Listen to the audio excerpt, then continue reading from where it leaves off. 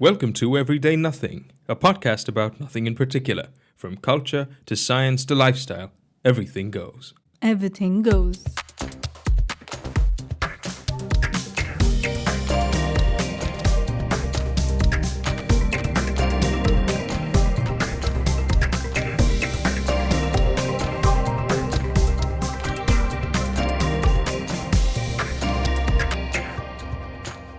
Welcome back to another episode of Everyday Nothing.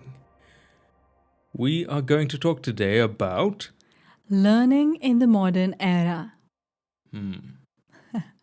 So, when we came up with this topic to discuss on this podcast, I was wondering where will I get the material from? I thought I'll rely on my own learning about learning. Then I realized, okay, there should be some literature out there. Of course, there is a lot of research and so many studies online for us to refer and understand how learning has evolved, changed, sometimes for better, sometimes for not so helpful ways. So, yeah, I was just wondering if we could start from the very beginning of learning. you mean historically? Evolutionarily, Evolutionarily, okay. yeah. How would learning something look like in, let's say, Stone Age, caveman era? I am obviously guessing here, but I want to preface this by saying that I've often been surprised at how much better early man was, cavemen, early cave dwelling humans were than we might expect. Because we have a certain picture Right. of them as not being Their hand paintings, their animal paintings. things like that. Yeah. And perhaps that's partly because of caricatures Yep. of how they were or how we thought they were at some point. Yeah. But it so happens that in certain things like tool making and this and that, they were actually more advanced than we might guess. That's true. Actually, when I was reading *Sapiens* by Yuval Noah Harari. yeah, Yes. so Excellent book. he mentions that we not only foraged for food, they also foraged for knowledge. So, not specifically like they didn't go hunting for knowledge, but knowledge became an integral part for their survival. In the sense, they needed a lot of things to be committed to memory. And now, what we know about neurobiology of trauma, there is a lot of learning that happened at that time where predominantly they remembered negative events in their life. Which wild animal hibernates during this time? Which root has poisonous plants? Which thorn is medicinal? Which lake is clear? All this information was needed for their survival. So when we look at learning in the modern era, we have to also see the transition of skill acquisition from survival skills to social skills. That's an interesting direction, I suppose, that it gives to what Right. was important to us and what started to become more important to us. Right, right. And I can imagine, because if you look at animal behavior, Mm-hmm. a lot of these animals would react in the moment to Mm-hmm. threats. And Right. evolutionarily, of course, they might pick up certain things, but the same group of animals, say a year later, might not respond in the same manner if that threat appears a second time. Exactly. Whereas a bunch of humans, they would have remembered it. They would have Yes. looked for the signs. And more often than not, if one of the people in their herd or group, as it were, was affected by something like this, everybody remembers that and everyone takes care of each other. So there's always been this mentality of looking out for the other person, which also adds to the need to remember certain negative things that might have happened. Exactly. Also remember some positive things, I would assume. Hey, I saw that there's a nice stream here. Maybe we can all go there to get some water. Obviously, they didn't talk like that, but Right. Right. it makes sense to imagine that that's how they might have started to build a corpus of knowledge, Yeah. as it were, even if it wasn't formalized. Just to tie it to today's topic of learning in the modern era, I started wondering actually if a lot of reliance on memory led to evolution. Like these skills led us to evolution. Now that somebody shares their email ID or their phone number, the first thing I do is take out my phone and feed it in. You know, there's very less usage of memory per se. It's very easy for us to just take a picture of something, even though the name is so short for us to remember. We have stopped using certain faculties that make learning a higher order cognitive function. Learning involves a lot of lower order, or let's say components that add up and make learning meaningful, like attention, also retention, memory. So, learning is in itself, it has a lot of components which have come together through this evolutionary process. Now, because we are not using technology as an aid and making it an external brain instead. It's as if we store information to access it instead of storing it within our system as much as we can. So, are we not exercising using our brains as much? Are we going to regress instead of progressing on the ladder of evolution? Because all of us are not engineers, all of us are not working on something and evolving their brains. Somebody is discovering, inventing something, and a large mass of people are using them. So, what happens to our learning where some brains might be evolving? Do you get my point? Yeah, I think I have two or three things to say about that. First of all, I don't think it's only engineers who would be doing something or learning Ouch! something, but I think it's important to recognize that everyone, even if you're a writer or you're a poet, you're coming up with something new constantly. No, I meant in terms When of you, technology, yeah, which is sort of making us its slave, or we are hmm, willingly giving ourselves up hmm. to it. Yeah, I would So, assume those engineers that build something, other engineers are just as slavish to that technology as anyone else. So, in that sense, I'm not really sure if that's a great categorization. But there are two other things that you brought up that I want to also address. One is memory, which is particularly interesting because this is not a new concern. Although a lot of us do happen to come up with it at some point, and I would assume it's largely because of schooling systems and things like that that do place certain emphasis on that. right. But there are accounts as far back as the very first compilation of paper when people complained that the faculty or the ability to memorize something, the faculty of memory, if you will, is under threat. In Oh, fact, one of the earliest recordings that we have when paper was first invented, I forget the name of the king, he said, that's a threat to society now because people will start writing things. No one's going to bother remembering things. right.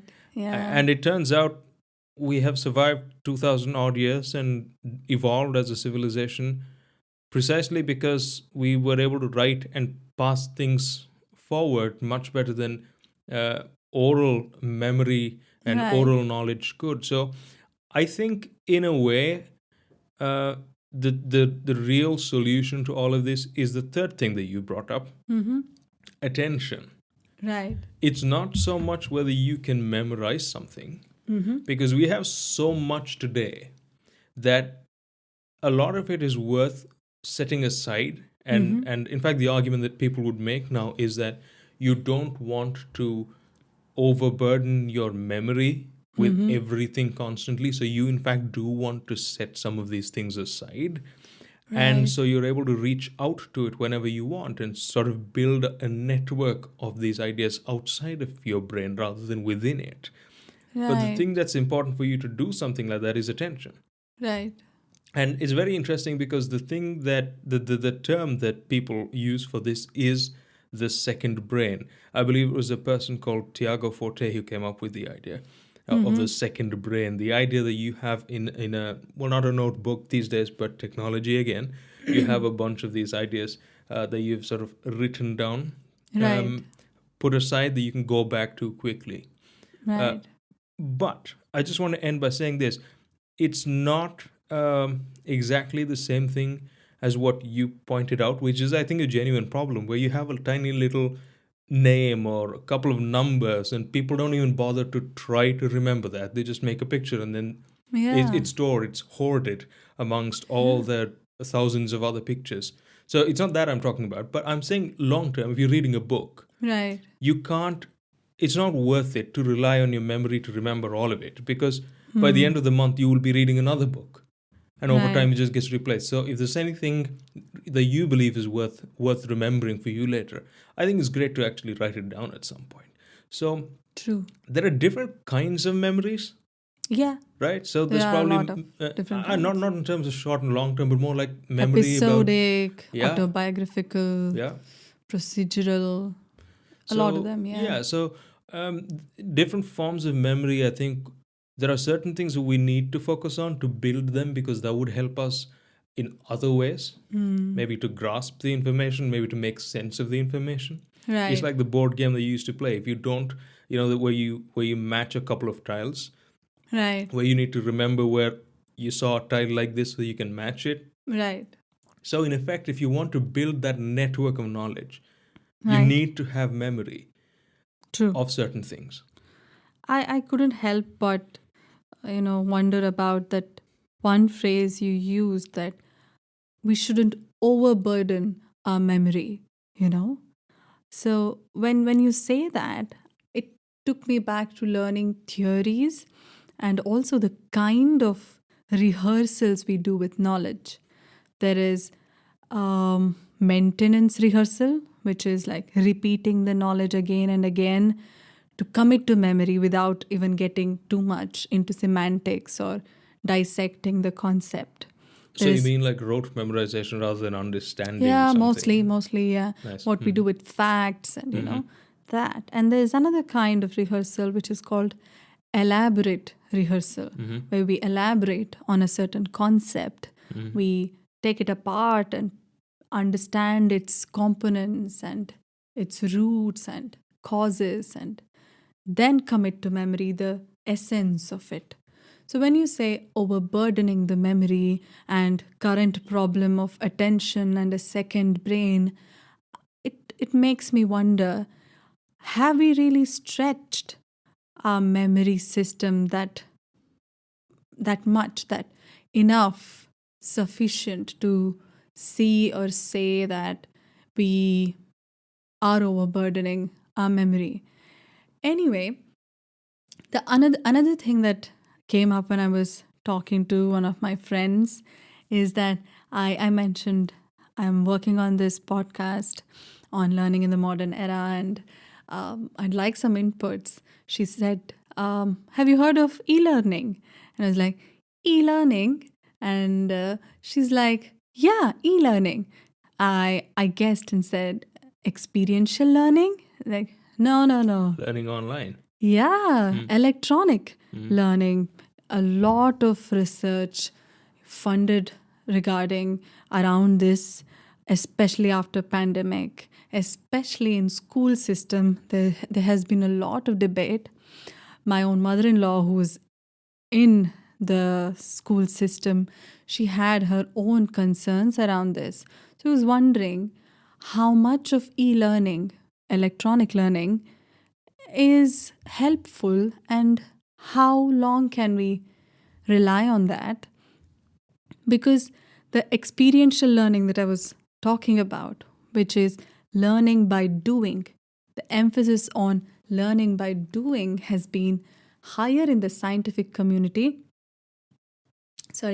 community, where they emphasize that you have to get into the ground in the field, experience it, and learn from your mistakes and all that. So when I see myself learning about an approach online, either by watching a YouTube video or bite-sized information pieces on other social media, I wonder, does it count as learning by doing, or am I just consuming dry knowledge?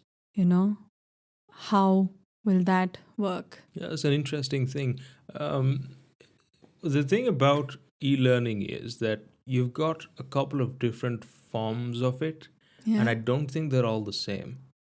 So, on the one hand, you've got, let's say, MOOCs, Mm-hmm. where something's recorded. There is a curriculum, but it's all recorded, and then Like Swayam you can do in it. India, right? Yeah, Coursera, Udemy. edX, Yeah.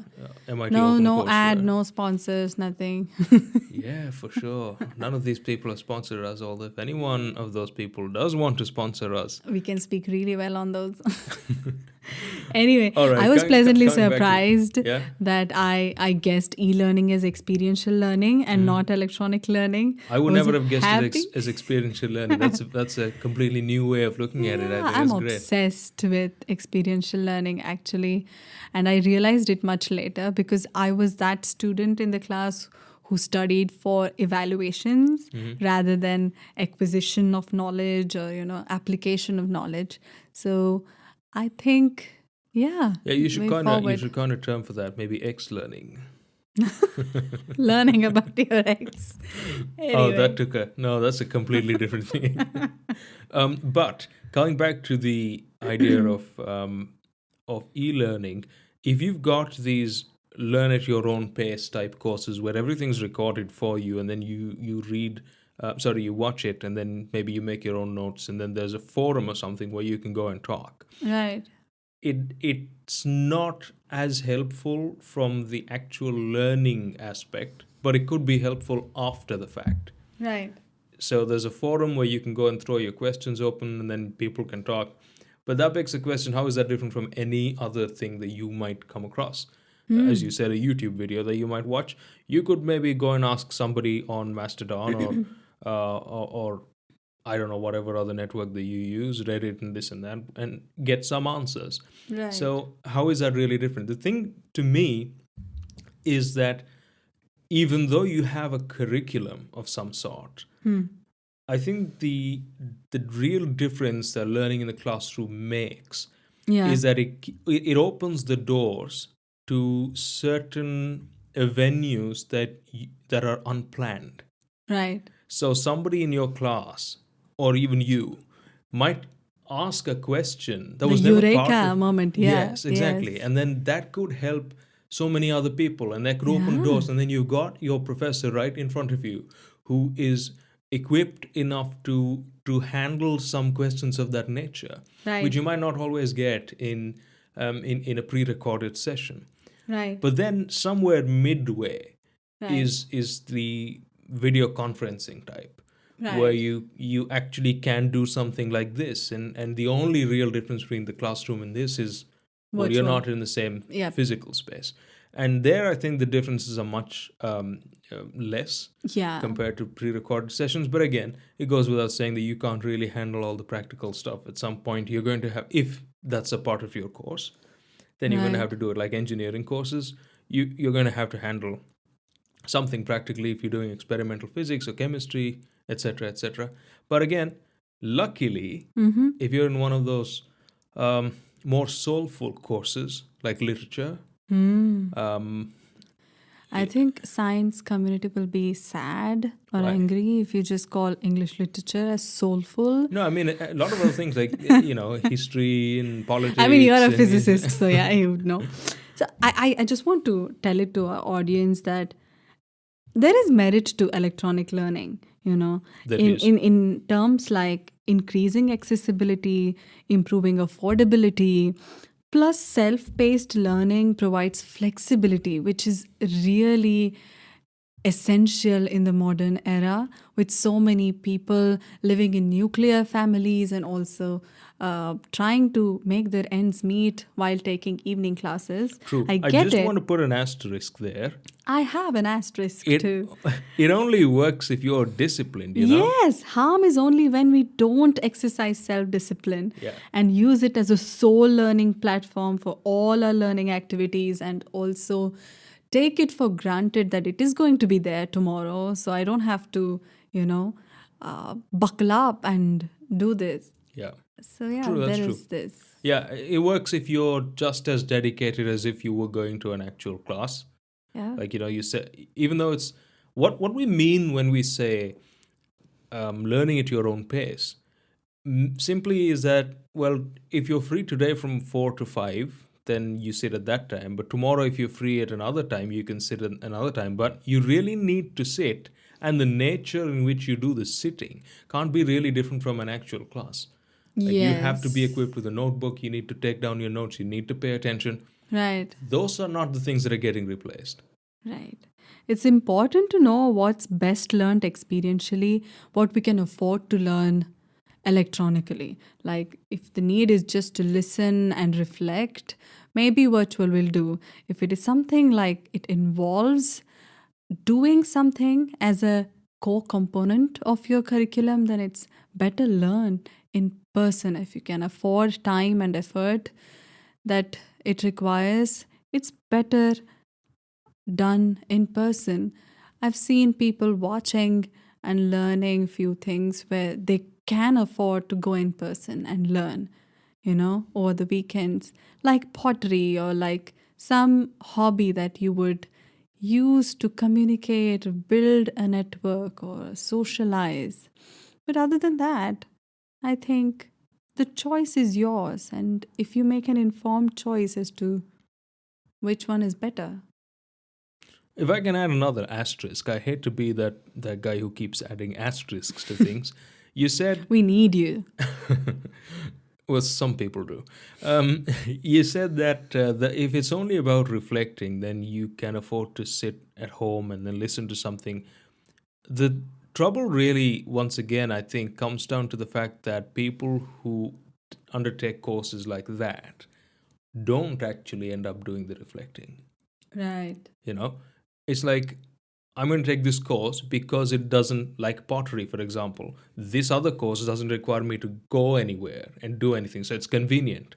Right. But in that process, while you don't have to think about pottery until your Right. next pottery session, in courses like philosophy or literature or creative writing, let's say, you do have to spend time in between your lessons thinking about it, trying it out, or something of that sort.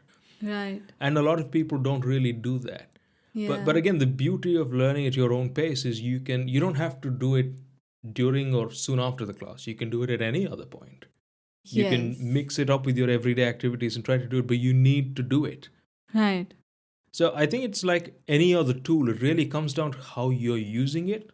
Yes. Are you Yes. using it right? Because if you don't, it can be really, really ineffective. Yeah. And I've also noticed the kind of attention span we are having these days because of the influence of social media. Our understanding of our own learning styles has also changed. And also, short form content online shortens your attention span. Short form content is a farce. Changed my mind. High level of stimulation in that short form content also. There are so many pictures coming in an educational video I saw yesterday with so many random memes, random things to keep you engaged so that you don't close this YouTube video and go to another one. Not only YouTube, on Instagram also I see random pictures, random sounds. 1 hour later, and it's just a second. And I see a lot of those happening on screen because high level stimulation makes fine print and elaborate explanations boring. You know, The very people, things that you need to truly yes, understand it. Yes.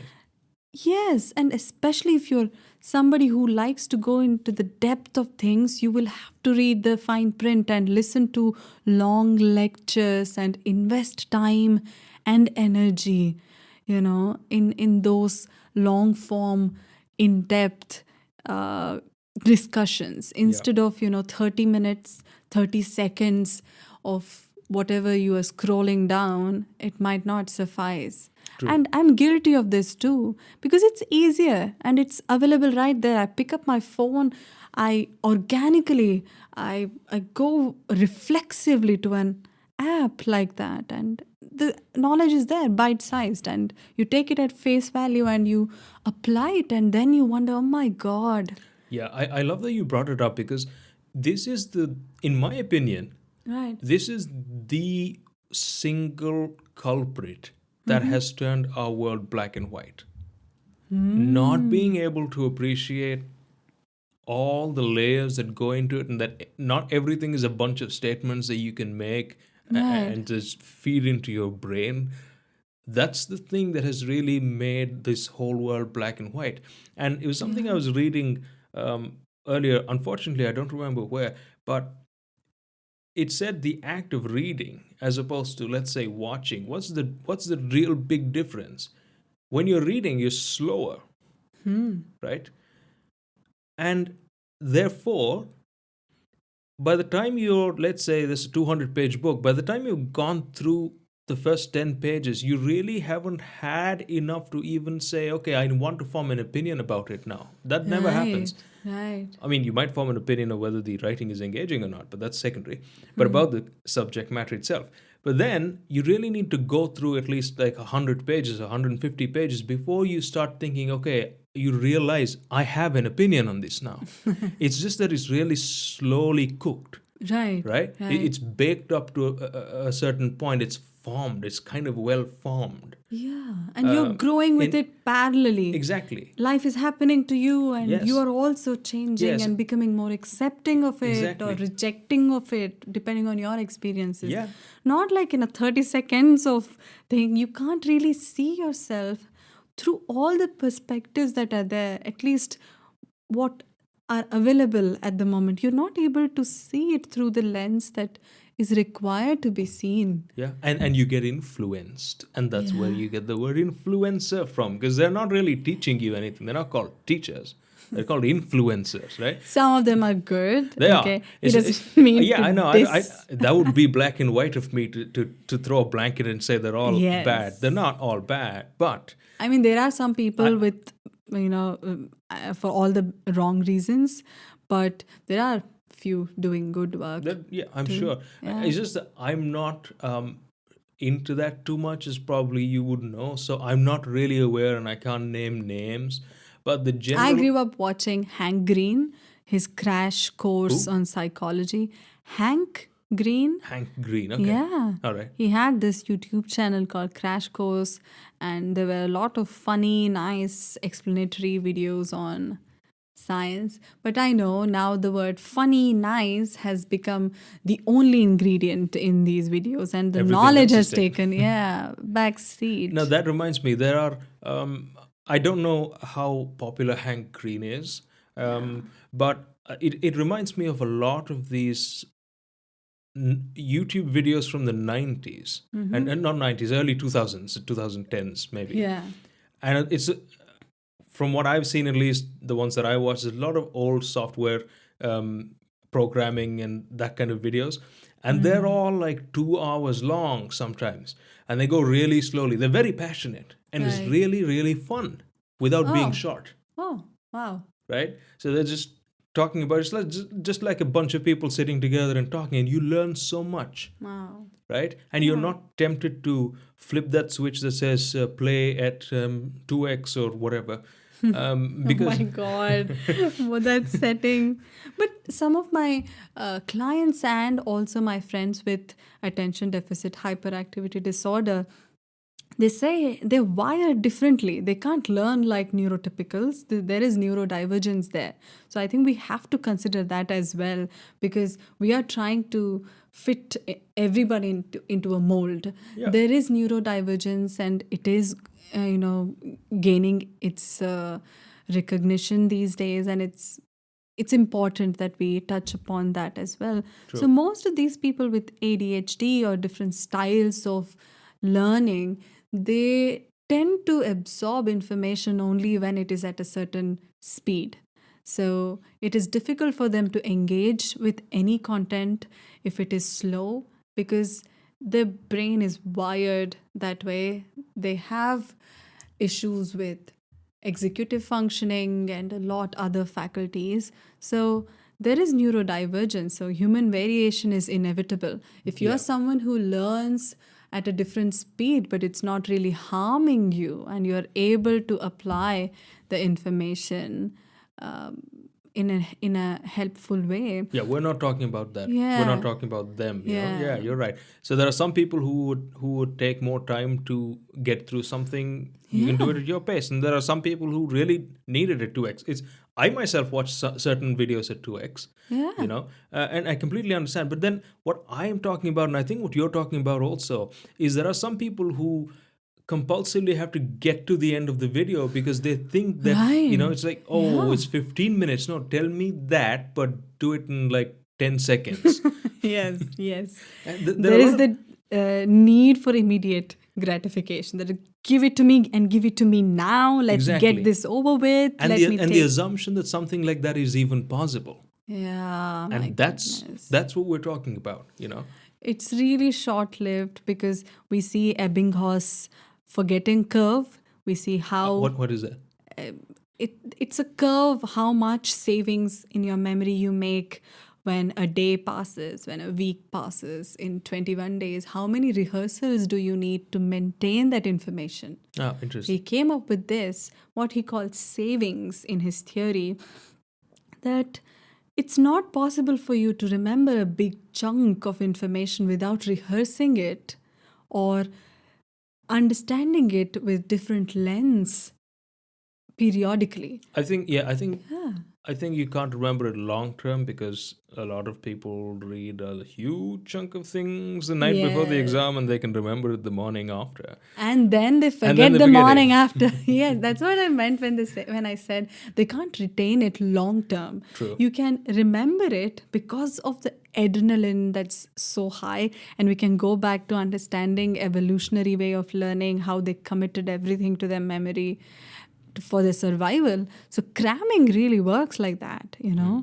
Last minute cramming is like, and you will see the quality of answers of last minute crammers and these in-depth elaborate People have rehearsed understood it people. rather than remembering Yes, it. you will see a lot of keywords emerging in their answers, because I've been there. I've been the person who crammed in the last moment, and you write the right things, correct things, but then it reflects in the quality, you know.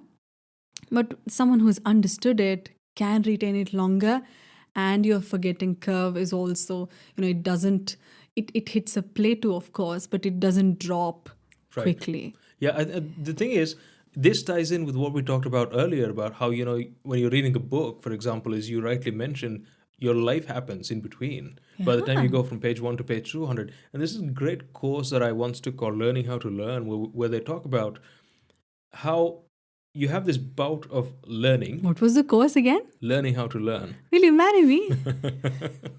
So it's Right. like there's this they talk about this, right? They say there's this bout of time where you do your learning, and then Right. there's another bout of time later that you do your learning, but in between, Right. that's when in the back of your head all these thoughts are settling, and then new things that you're coming across, your observations are they're being connected to those new learnings that you just had. So when you go back to your next bout of learning, you don't just remember the things you learned the previous time, you actually remember them in a very different dimension than you might suspect. And that's Absolutely. how the formulation of Yeah. things happens. Wow. So, and when you're reading a book, as you rightly said, that's what happens. When your life happens in the way, those ideas form, and things that you think You can't immediately shout at the author and say, hey, no, that's not it, this is it, and then cancel them and then stuff them in your bookshelf, can you? You Yes. disagree, but then you go ahead, and then Right. you might change your mind down the line, and that's the beauty of it. By the time, and this has happened to me so many times, I start a book thinking I definitely have an opinion on this, and I want to share it, and I end the book Mm-hmm. with, for sure, an opinion, but Mm-hmm. I no longer want to share it. I just don't think it's something I should shout out at the world and say, here's what I think about it anymore. Right. There's so much to learn about learning and understand our own ways of approaching this endeavor of learning, because we hear a lot of things about we are learners till the last day of our lives and all T-shirt those. slogans. Yeah, a lot of them. But very rarely we think and reflect, how am I learning a certain thing? Some of us are visual learners, auditory learners, kinesthetic learners. So that is there. That's Yeah, that's something. actually a great thing that you brought up. I didn't sort of realize until now, but one of the ways in which learning has changed is now that we can actually cater to all these different um, tendencies towards We learning, can cater which to we it, couldn't do but I before. think now it's heavily visual for It's some heavily visual. reason. And there's this myth that goes on that, okay, you're a visual learner, and just because the visuals are entertaining, people start to think, I'm a visual learner. Learner, yeah. They don't actually, I don't think that's how you decide it, is it? There's a lot of visual content out there, so it's taking precedence over any other style, and also it's attractive. It's attractive.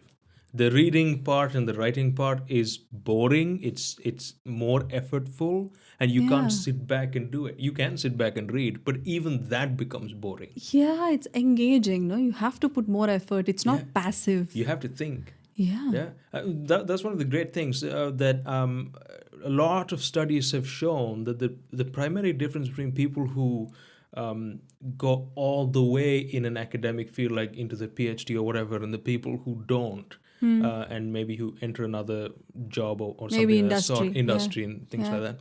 Again, this is not to diss anybody, but the primary difference between these two happens to be that the people who go on to do a PhD and whatnot, they are critical readers, Hmm. right? Not great watchers of YouTube. Not that they don't watch YouTube, but what I'm trying to say is that the whole aspect of reading, Right. for a lot of us, it gets boring, Hmm. and then we don't do it. But then there are some people who are able to maintain a critical outlook to what they're reading. So they keep it engaging by Right. asking, what is this person trying to say? Right. Is he right in saying this, or is she wrong in saying that? What are her objectives? And is Right. she meeting the objectives that she said she would? Right. Is he concluding in the manner that he said he would? Are they trying to make an I mean, argument that I they don't agree both with? have their No, place in they the do. society, but I get what you're saying.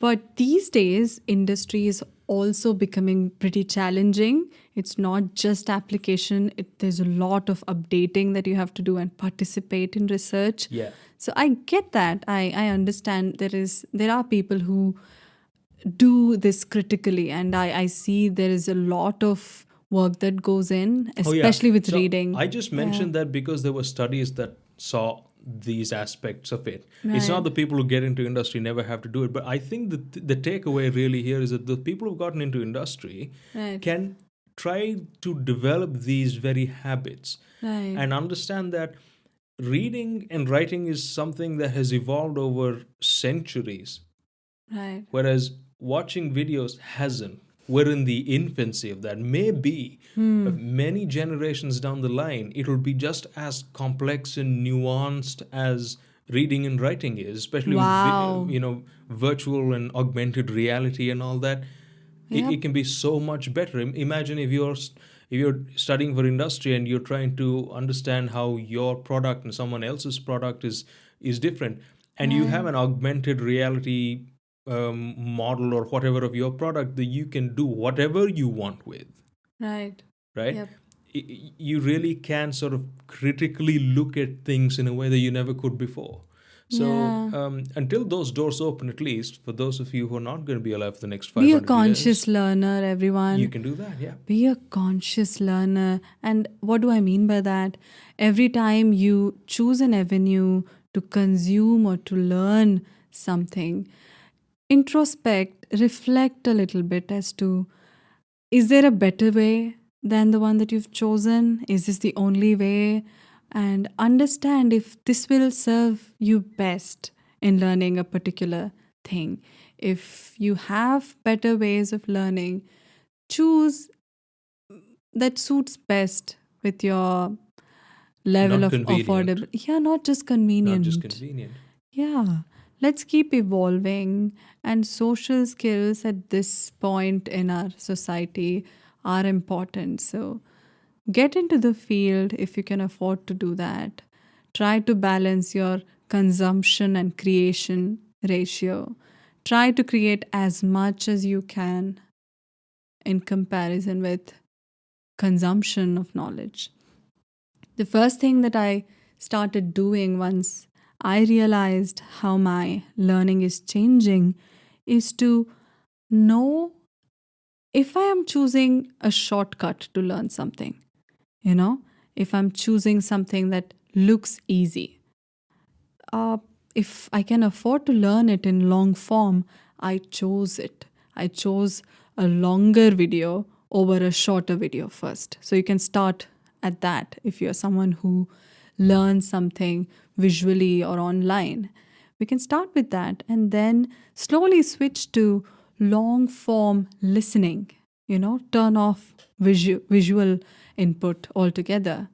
And Yeah. then, The thing about that is, for your first point, mhm. you can listen to you can sorry watch a longer video, or try, if that's not your cup of tea and you really need a short one, try to watch a few more short ones on the same topic, so you can at least come out with new ways of looking at the same thing when you I do don't know that. how helpful that would But be, but I get where you're coming yeah, from. At yeah, least you will get not always. It might perspectives. not. Yeah, it might Yeah. not always be helpful. You're correct. And the other thing is, if you move to listening, you have to really be aware Mm-hmm. that it catalyzes your tendency to multitask, Yeah. and therefore Yes. you quickly forget the listening and it just goes into the background, and the task Yes. that you're handling physically, that takes precedence, and then you're Yeah, not really take a book learning and a pen and try making note of some ideas or while you're listening. concepts Yeah. while you're listening.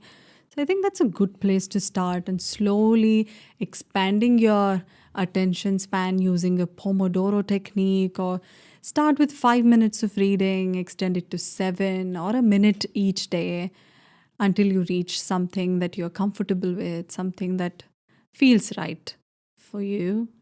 Yeah, we all are learners, and learning is what has helped us to survive. And now our survival skills are to be applied for other things Hmm. like reputation, education. So it's no longer wild animals and poisonous trees for us. Progressing in our society where we've made the rules ourselves. Yeah. And to sort of conclude this whole thing, the one thing that I can add to all the incredible points that you've just come up with, the best way to know that you've actually understood something, as the age old saying goes, is if you can teach it to someone else. So you don't literally Yeah, have to I think it bug is someone. precisely if you can tell it, if you can teach to a 3-year old cousin of yours or a nephew of yours, Right. or a child, random child, if you can explain it to a 3-year old. Yeah, I mean, don't go looking Try. for a 3-year old, but see if you can explain it to some random nobody sitting next to you. Yeah, Just someone who's not aware of that act field, it if you out. can. Yeah. Yeah, that would Yeah. also be great. Wow. I So, really love today's podcast. aha, Yeah. it was a great episode. And we are absolutely enjoying all the listeners. There's so many people listening to our podcast. Thanks, It's great. guys. Thank you Means a so much for your lot. time. And Are we improving? Tell us. yes, I and can if you see. have something that you want us to talk about, Yep. also let us know. Yeah. In any of the show notes, you can head over to our website and get in touch with us that way. Hmm. And before we sign off, remember that we are available everywhere podcasts are available. You can subscribe via RSS, Yeah. Apple Podcasts, Spotify, Amazon, Stitcher, Pandora, Google Podcasts, YouTube Music, Pocket Cast, Radio Public, Castbox, and SiriusXM. When you said we are everywhere, it was pretty spooky. Bye, guys. Hey, we've made that joke before. Oh, and if you know any of your friends who might like this, Please share it. Sharing is caring. yes, and I always welcome good recommendations from my friends, so they trust you, and you know Yeah. what your friends like, and if you think they're gonna like this, don't hesitate. Let them know. Yep, please. All of our episodes are available with links to all these platforms on avidfolk.com. Oh, that's our company. Yeah. Signing out now. Bye.